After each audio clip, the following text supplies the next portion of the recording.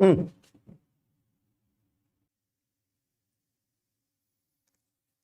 जल्दी जल्दी जुड़ जाइए बच्चों। क्या हाल चाल हैं आप लोगों के। अभी आप लोगों का एक बेहतरीन क्लास होने जा रहा है। इस क्लास में आप सभी लोग उपस्थित हो जाइए। यह क्लास 9th है और इसमें आज एक दो टॉपिक बहुत इंपॉर्टेंट बताए जाएंगे जो आपकी परीक्षा में लगभग लगभग आते ही आते हैं। तो चलो बच्चों आ जाओ जल्दी जल्दी आप लोग। और जितने बच्चे देख रहे हैं कम से कम उतने बच्चे तो वीडियो को लाइक जरूर कर दें। तो चलो आ जाओ जल्दी जल्दी आप लोग। हाँ जी चलिए जल्दी से जुड़ जाइए आप लोग। आप 2-3 मिनट वेट कर लेते हैं फिर उसके बाद। तो जल्दी जल्दी जुड़िए आप लोग, तुरंत खटाखट जुड़ जाइए, उसके बाद क्लास को शुरू करेंगे। जय हिंद सर, शिवा पांडे आ गए, आयुष मंडवाल, दीपिका पंडित, ब्राह्मण अभिषेक जी आ गए हैं। हाँ जी अभिषेक ठाकुर आ गए हैं, स्वागत है आपका। चंद्रवीर सिंह सर नमस्ते। नमस्ते बेटा, क्या हाल है। तो आप लोग जल्दी जल्दी जुड़ जाइए। आज कक्षा 9 की क्लास है और इस क्लास में मैं आप लोगों को बहुत कुछ बताने जा रहा हूं, तो इसीलिए आप सभी लोग यहां पर जुड़ जाइए और अच्छे तरीके से क्लास को एंजॉय करिए आज आप लोग। चलिए जल्दी जल्दी जुड़ जाइए आप लोग, खटाखट जुड़िएगा बिना किसी देर के, यानी देर नहीं होनी चाहिए, जल्दी जल्दी तत्काल प्रभाव से जुड़ जाना चाहिए आप लोगों को। तो चलिए बच्चे जुड़ गए हैं तो हम अपनी क्लास को प्रारंभ कर देते हैं। बेटा आज की जो क्लास है ना, उस क्लास में मैं आप लोगों को बताने क्या जा रहा हूं, पहले उसको ध्यान से देखिएगा, फिर उसके बाद ही आप लोग कुछ निर्णय लीजिएगा। तो आज की आप लोगों की क्लास क्या है, ध्यान रखिएगा। क्लास है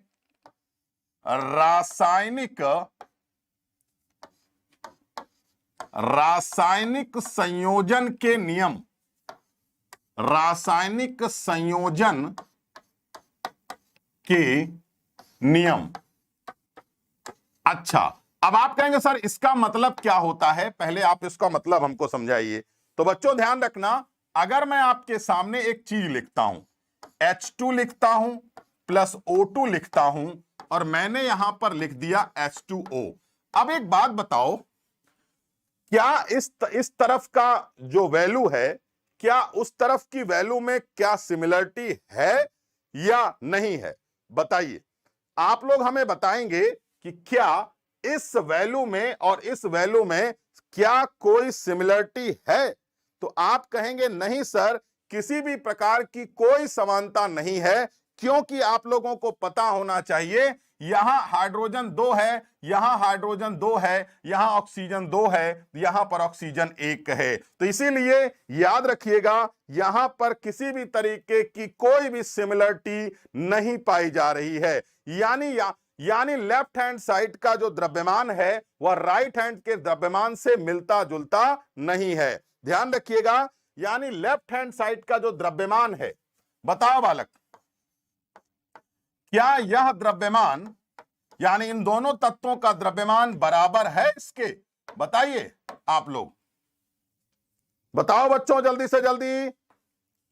क्या लेफ्ट हैंड साइड का द्रव्यमान तत्वों का राइट हैंड साइड के द्रव्यमान से बराबर है? अगर बराबर है तो बताइए, नहीं भी है तो भी बताइए। और बालक एक बात हमेशा याद रखना, अगर आप लोग जानते होगे तो सर क्लास नहीं थी क्या, बिल्कुल क्लास थी बेटा, आप लोग आ जाइएगा। ये क्लास बहुत लंबी नहीं चलेगी, 2 ही टॉपिक इसमें आपको मैं पढ़ाने जा रहा हूं, ध्यान से सुनिएगा, ध्यान से देखिएगा। बेटा एक बात याद रखना, लेफ्ट हैंड साइड का द्रव्यमान राइट हैंड साइड के द्रव्यमान से बराबर नहीं है अभी, लेकिन अगर मैंने मान लीजिए यहां पर तुरंत के तुरंत क्या लिख दिया, 2 लिख दिया और यहां भी 2 लिख दिया, तो एक बात तो कंफर्म हो गई कि अब इसका द्रव्यमान इसके द्रव्यमान के बराबर हो गया है। तो इसका मतलब यह हुआ, आप लोग हमेशा याद रखिएगा, रासायनिक संयोजन यानी जब तत्व आपस में क्रिया करते हैं और यौगिक का निर्माण करते हैं तो उनमें द्रव्यमान का अभिकारक और उत्पाद में दोनों द्रव्यमान बराबर होना चाहिए। याद रखिएगा रासायनिक अभिक्रिया में द्रव्यमान ना तो सृजन होता है और ना ही द्रव्यमान का विनाश होता है। तो बेटा याद रखिएगा, रासायनिक संयोजन के कितने नियम होते हैं? रासायनिक संयोजन के 2 नियम होते हैं। तो अब आइए मैं आपको रासायनिक संयोजन वाला किस्सा सुनाने जा रहा हूं। तो बच्चों ध्यान दीजिएगा, आप लोगों को क्या बताने जा रहा हूं अभी आप लोगों को क्लियर हो जाएगा। तो बच्चों एक बात याद रखना, रासायनिक संयोजन के कितने नियम होते हैं? तो याद रखिएगा 2 नियम होते हैं। पहला होता है द्रव्यमान संरक्षण का नियम। ध्यान रखिएगा, पहला नियम होता है द्रव्यमान संरक्षण का नियम। अच्छा, अब आप कहेंगे सर द्रव्यमान संरक्षण के नियम का मतलब क्या हुआ? मतलब यह हुआ, आपके सामने लिखने भी जा रहा हूं कि रासायनिक अभिक्रिया में, याद रखिएगा किसमें? रासायनिक अभिक्रिया में, ध्यान से सुनिएगा बेटा, रासायनिक अभिक्रिया में द्रव्यमान का ना तो सृजन होता है, याद रखिएगा, ना तो सृजन होता है और ना ही विनाश होता है, ना ही विनाश होता है। यानी जितना द्रव्यमान लेफ्ट हैंड साइड में होगा उतना ही द्रव्यमान ना ही विनाश होता है। तो इसका मतलब यही हुआ आपके सामने कि अगर मैं आपसे यह कहता हूं कि भैया देखो, left hand side is equal to right hand side, तो क्या इसमें कोई दिक्कत होगी? बताइए बेटा, बताइए, आप लोगों को समझ आया? कोई दिक्कत तो नहीं हुई? हाँ जी, बताओ बच्चों, कोई समस्या, किसी प्रकार की कोई दिक्कत? हाँ जी बच्चों, जल्दी से जल्दी उत्तर बता डालिए, खटाखट उत्तर बता डालिए। बताइए कोई दिक्कत हुई हो तो, यहां पर किसी भी प्रकार की कोई दिक्कत? सर संगन कैसे? संगनन क्या बोल रहे हैं? हम समझे नहीं बेटा, क्या कह रहे हो आप? हाँ जी, no problem no problem no problem. अच्छा एक बात बताओ, मैं आपके सामने लिखता हूं सोडियम प्लस Cl2। बताओ बेटा, अगर हमने इसमें NaCl बना दिया तो क्या यह द्रव्यमान बराबर है? बताइए आप लोग जरा सा, क्या यह द्रव्यमान बराबर है?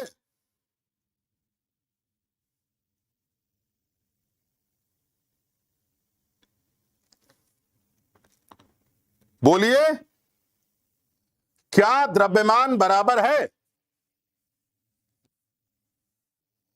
बच्चों बताओ, क्या द्रव्यमान बराबर है? आप लोग कमेंट नहीं कर रहे हैं बेटा। बताइए, क्या द्रव्यमान बराबर है? No sir.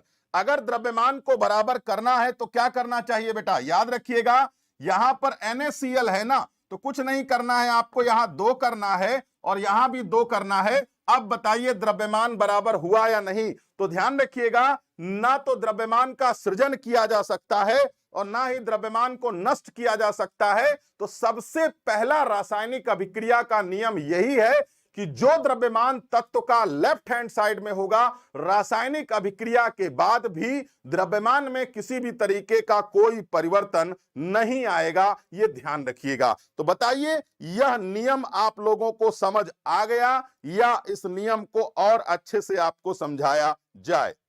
जितने भी बच्चे देख रहे हैं उन सब से रिक्वेस्ट है, वीडियो को लाइक जरूर करें, शेयर जरूर करें और चैनल पर अगर आप नए हैं तो सब्सक्राइब जरूर करें बेटा।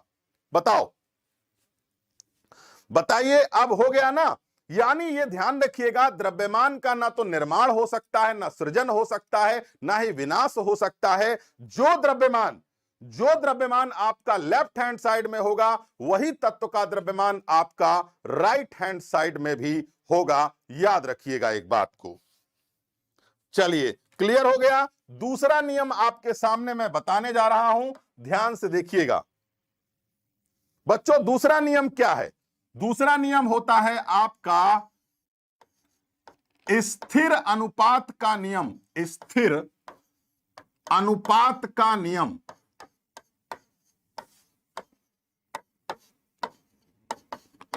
दूसरा नियम होता है स्थिर अनुपात का नियम। इसको लेवाइसियर नाम के एक वैज्ञानिक ने प्रतिपादित किया था।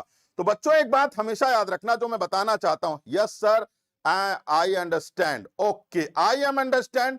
अरे बेटा अंग्रेजी जरा सा अच्छी वाली लिखो, आई एम अंडरस्टैंड कैसे होगा यार, मैं अंडरस्टैंड हूं, क्या तुम अंडरस्टैंड हो? नहीं बेटा, आपको लिखना चाहिए सर आई अंडरस्टैंड। तो आई अंडरस्टैंड हो जाता है या आई, चलिए तो सर एक बार और बता दीजिए। अरे बता तो दिया बालक, अब कैसे बताएं?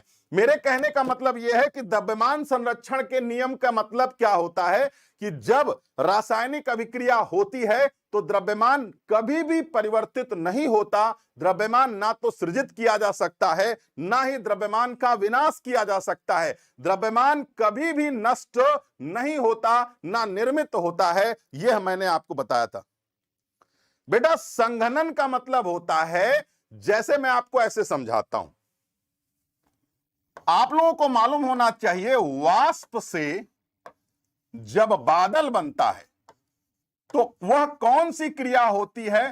तो हम उस क्रिया को संघनन कहते हैं बेटा, याद रखना। यानी वाष्प से बादल बनने की प्रक्रिया को ही हम संघनन के नाम से जानते हैं।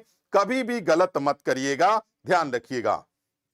अनुपात का मतलब होता है रेशियो। रेशियो यानी आपको मालूम होना चाहिए। अच्छा एक बात बताओ, मैं आपके सामने, अब चलो संघनन तो क्लियर हो गया आप लोगों का, अब आगे बढ़ते हैं तब समझ आएगा आप लोगों को। देखो जरा ध्यान से, स्थिर अनुपात का मतलब क्या होता है? भैया हमने क्या किया, हमने कुछ भी लिख दिया, हाइड्रोजन लिख दिया, ऑक्सीजन लिख दिया। अब बताओ बेटा, क्या हम इसको जोड़ दें ऐसे ही? अगर हमने मान लो क्लोरीन लिख दिया और मान लो हमने ओ लिख दिया, तो क्या हम इसको ऐसे ही जोड़ दें? क्या हम ऐसे ही यौगिक का निर्माण कर दें? नहीं। याद रखना, कोई भी रासायनिक अभिक्रिया होती है तो उसमें कोई भी तत्व एक निश्चित अनुपात में आपस में जुड़ते हैं। यानी निश्चित अनुपात में आपस में जुड़ते हैं बेटा, ध्यान रखना। यानी निश्चित अनुपात का मतलब क्या हुआ, तो अभी मैं आप लोगों को समझाने का प्रयास करता हूं। बताइएगा बेटा, अगर मैं आपके सामने यह कहता हूं, यानी कोई भी तत्व यौगिक का निर्माण करेगा तो वह ऐसे ही नहीं जुड़ जाएगा जब तक उसका एक रेशियो में मिलाया ना जाए। अच्छा एक बात बताओ, मान लीजिए हमने चीनी ज्यादा डाल दी, पानी कम डाल दिया, तो क्या शरबत बनेगा? बोलिए, अगर हमने चीनी ज्यादा डाल दी और पानी कम डाल दिया तो क्या शरबत बनेगा? आखिरकार चीनी और पानी को एक अनुपात में ही तो मिलाना पड़ेगा, एक रेशियो में ही तो मिलाना पड़ेगा आप लोगों को। जितने बच्चे देख रहे हैं कम से कम आप लोग वीडियो को लाइक जरूर कर दीजिए बेटा।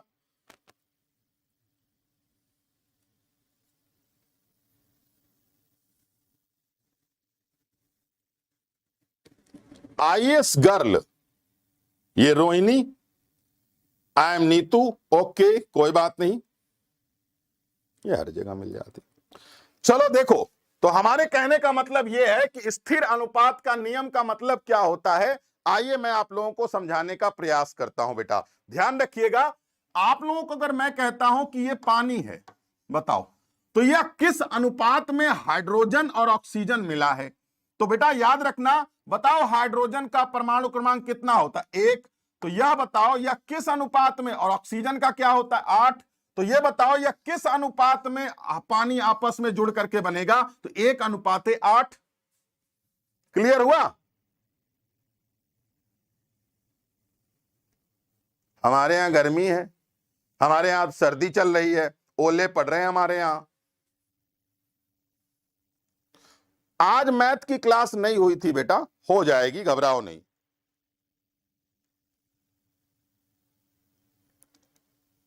बोलिए।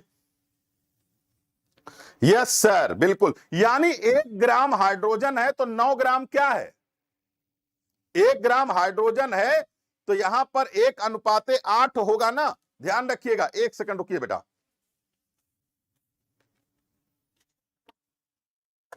एक सेकंड एक सेकंड एक सेकंड।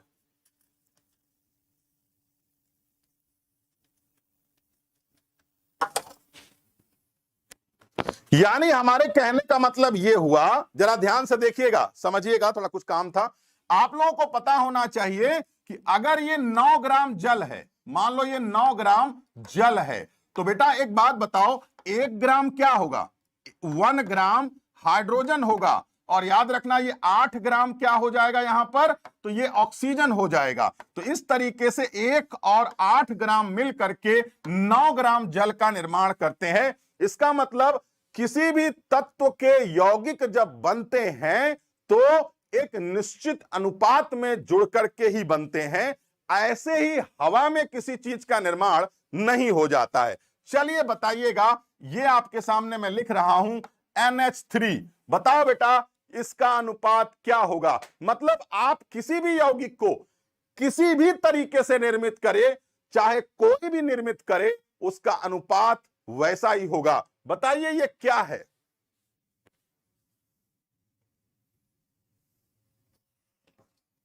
हाँ जी बेटा, आप लोग वीडियो को लाइक नहीं करते, हमें बिल्कुल अच्छा नहीं लगता। बताओ, आप लोग वीडियो को लाइक जरूर करिए, शेयर जरूर करिए, और जितने लोग देख रहे हैं कम से कम उतने लोग तो लाइक कर ही दीजिए बेटा।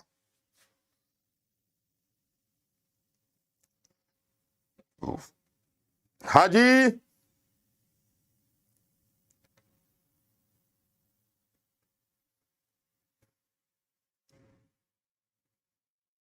बेटा, ये तीसरा चैप्टर है आपका, परमाणु।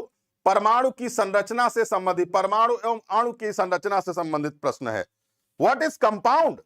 तत्वों को एक निश्चित अनुपात में मिलाने पर ही यौगिक का निर्माण होता है। हाइड्रोजन एक तत्व है, ऑक्सीजन एक तत्व है। जब हाइड्रोजन और ऑक्सीजन को मिला देते हैं तो यौगिक का निर्माण हो जाता है। ध्यान रखिएगा। अमोनिया, बताइए इसका, अरे NH3, अरे इसका द्रव्यमान कितना होता है? अरे ये बताओ, इसका परमाणु भार कितना होता है नाइट्रोजन का? अरे यहां पर परमाणु भार लिया गया है बेटा, परमाणु भार, याद रखना। बताओ कितना होता है?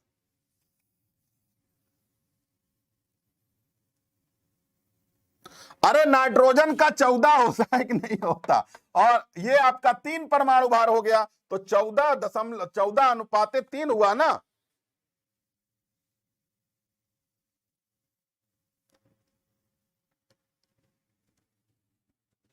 ये इसलिए क्योंकि हाइड्रोजन का परमाणु भार भी कितना होता है? एक ही तो होता है।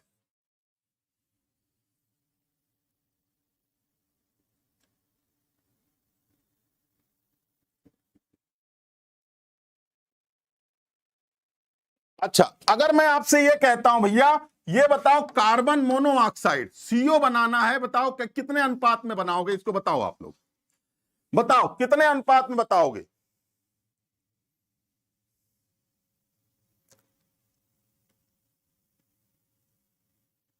बताइए कार्बन का परमाणु भार कितना होता है? हाँ जी बच्चों, बता दो जल्दी से।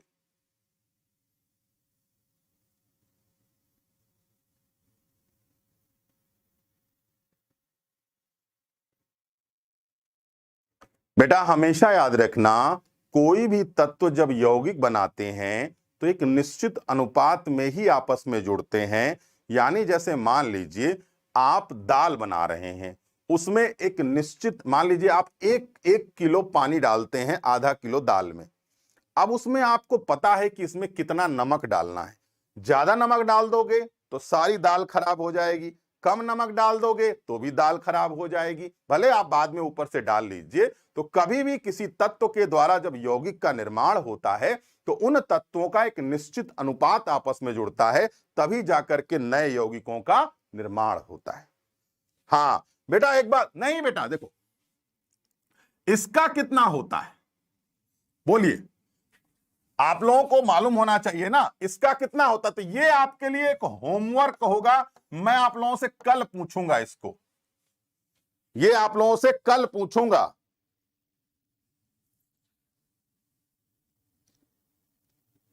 ये आप लोगों के लिए होमवर्क है, आप लोगों को बताना होगा। तो बेटा ये बताओ, दोनों नियम आप लोगों को समझ आ गया या नहीं आया? बोलो बोलो, दोनों नियम आप लोगों को समझ आ गया?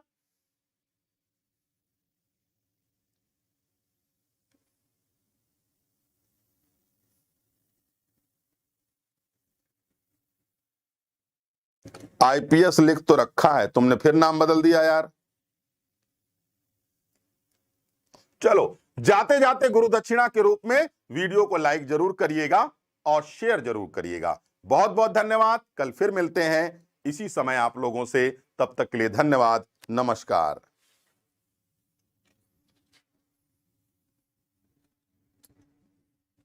अच्छा, परमाणु किसे कहते हैं? किसी भी पदार्थ के सबसे सूक्ष्मतम कण को परमाणु कहते हैं। यानी अगर आप इस मार्कर को टुकड़े टुकड़े कर दीजिए तो जो सबसे छोटा टुकड़ा मिलेगा वही क्या कहलाएगा? परमाणु कहलाएगा। यानी किसी भी पदार्थ के सबसे सूक्ष्मतम कण को परमाणु कहते हैं और परमाणु अविभाज्य है, यानी उसे तोड़ा नहीं जा सकता। ध्यान रखिएगा। चलो, बाय बाय।